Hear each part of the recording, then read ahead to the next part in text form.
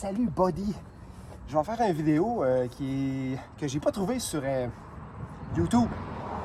Comment enlever un axle, c'est arrière, sur un Suzuki XL7 pour remplacer le roulement de roue, le bearing. Voilà, fait que la première étape, on se fie au manuel. Voilà, c'est dans la section 3C du manuel, le 2C. 2C. Et ici, il y a une explication des étapes à suivre. Donc, Axle Shaft and Wheel Bearing Removal. Donc, la première étape, ils disent de drainer. Moi, j'ai pas drainé. Je vais voir s'il coule du fluide vers le côté. Ça me dérange pas trop. Ça va peut-être juste faire sortir la saleté avec. Puis je vais pouvoir investiguer après. Chose importante. Donc, il faut enlever les 4 écrous qui retiennent le axle housing. Donc ici. Ils sont ici. Donc voilà. Dévisser. Et voilà. J'enlève les écrous de l'axle housing.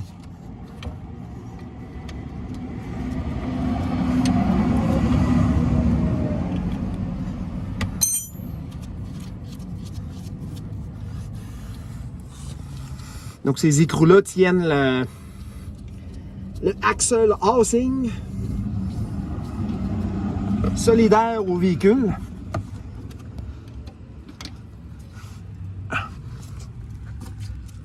Je les avais déjà enlevés à une première reprise, donc ils sont un petit peu moins serrés.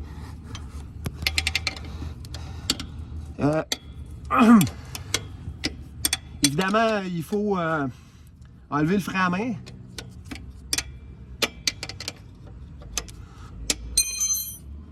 Hop. Ça, il faut enlever le frein à main en première étape.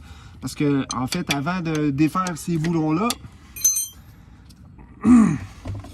on peut enlever le tambour de frein que je vais enlever juste après le deuxième boulon ici.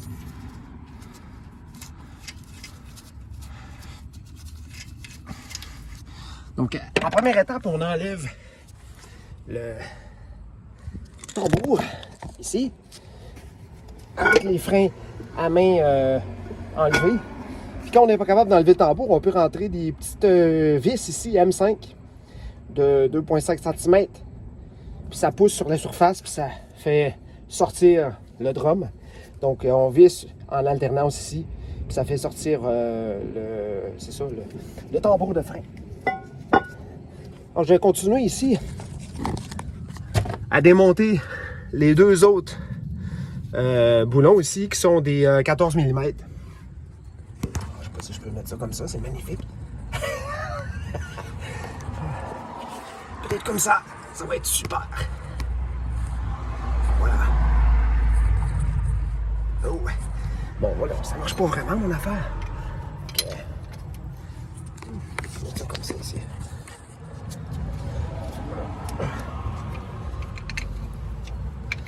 Deuxième boulon ici qui sort, troisième.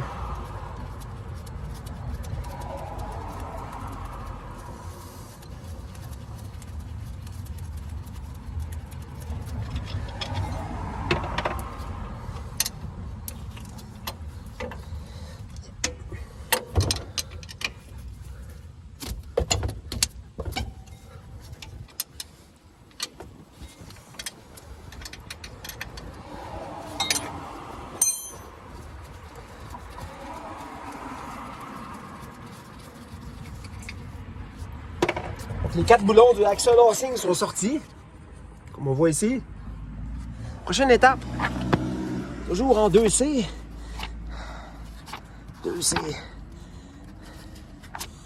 2C, c'est... Ah, voyons. Removal. OK. Prochaine étape, ici, c'est Remove Wheel Speed Sensor from Rear Axle Housing. Si équipé avec ABS. Dans le cas présent, c'est équipé avec un ABS. Donc ici, il y a un sensor Et c'est sûr que préalablement à la vidéo, je vais nettoyer là, avec du brake cleaner. Puis j'ai enlevé toute la boue là. On enlève ça. Donc ça, c'est le capteur de frein ABS.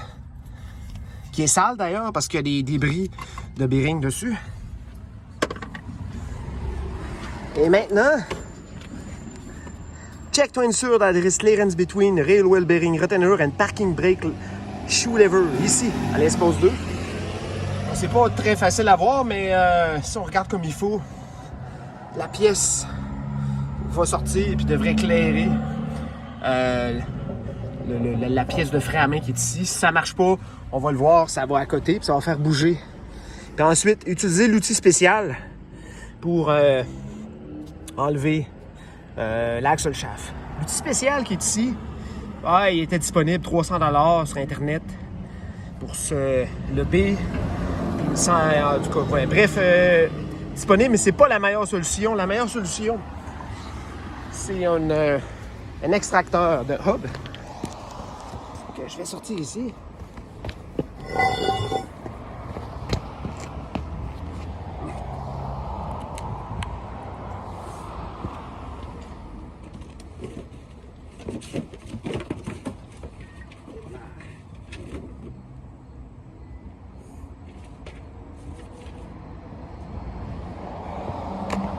Hub extractor.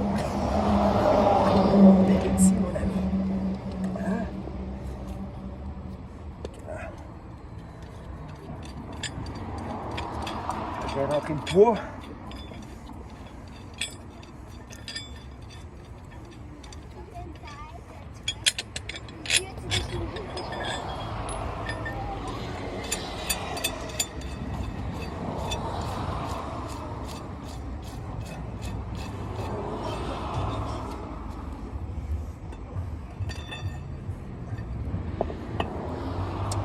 Mettre le boulon intérieur.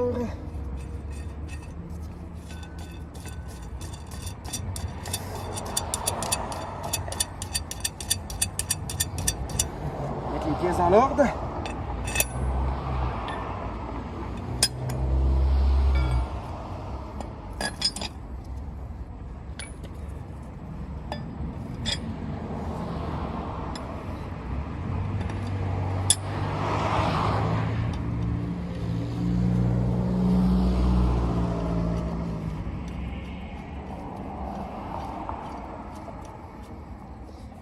On va l'installer ici, puis après je vais serrer les boulons.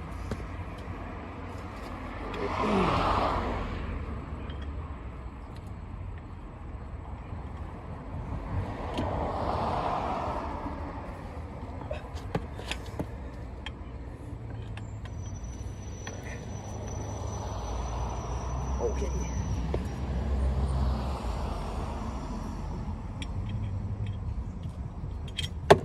Oups.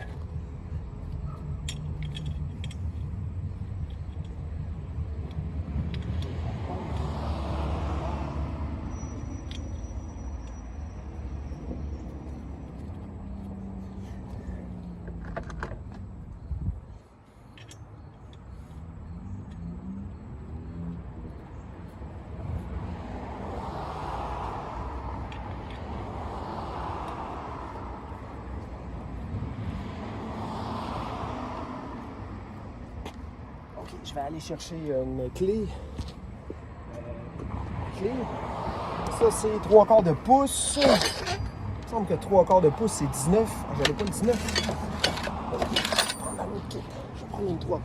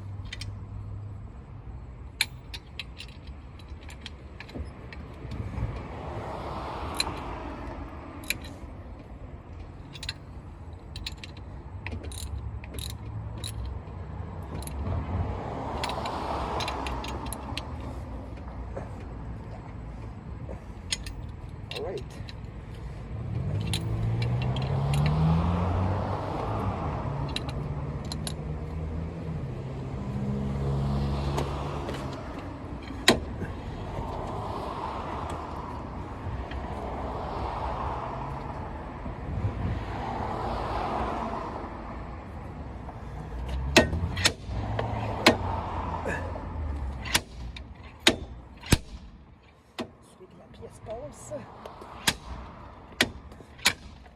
Oups. Ici.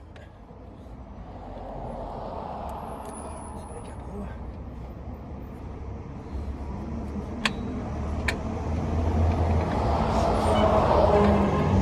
OK.